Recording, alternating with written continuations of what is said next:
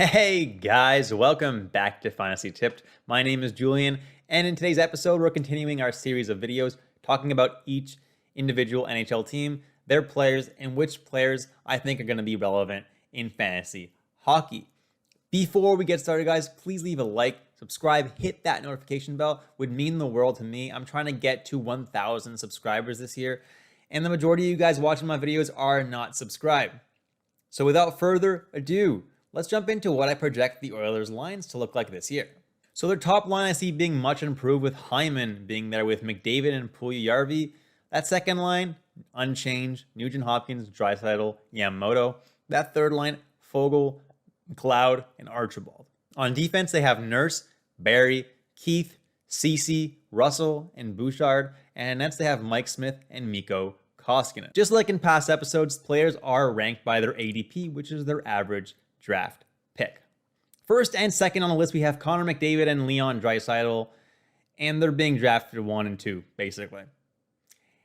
They should be drafted 1 and 2, and I don't think I have to say anything about them to you. These are pretty much the two best players in the NHL for fantasy, and you absolutely want them on your team if you have the chance to add them. Next is Tyson Barrie, and he's currently going around 64th overall, and he actually led the league for points for defensemen, which is great. And yeah, a lot of his points were second assists last year. That's not unsustainable playing with McDavid and Draisaitl on the power play, right? He has the chance to definitely put up a lot of points still this year, and I think he's going to have a great year. Next is Darnell Nurse, currently being drafted around 69. 36 points in 56 games last year. He was really great. He was among the leaders in shots on goal, hits, blocks, and plus minus as well. He's bad defensively, but that doesn't really matter in fantasy anyway. He had a really high shooting percentage last year at 10.4, and his shooting percentage before last year was below 4%. So that's something that to just be conscious about. He's definitely not going to do as well in the scoring department this year. He just got a gigantic contract, so he could possibly sit back this year, but I don't think he's going to. Last year, 84% of his ice time was with McDavid, Draisaitl, or both. I think he can definitely. The reason his offensive stats particularly were so good last year was because 84% of his minutes were with McDavid, Draisaitl, or both.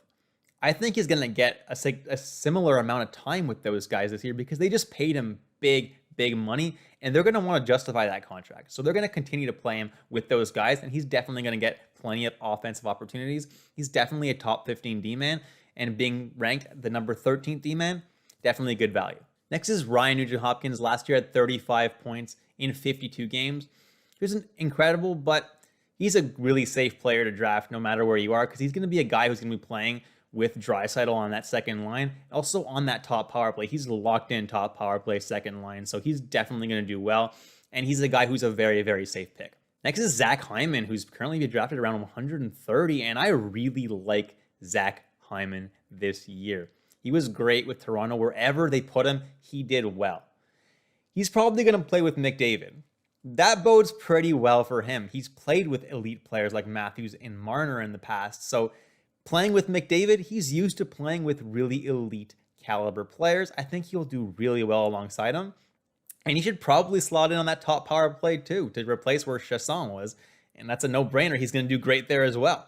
Next is Duncan Keith, currently going 165.6. And all I have to say is no, don't draft Duncan Keith. Please don't draft Duncan Keith. He was decent for block shots last year, but that's about it. Taking Duncan Keith, you're not really getting anything out of it. He's not going to have an amazing season. He's not going to have the opportunity to really put up offensive numbers.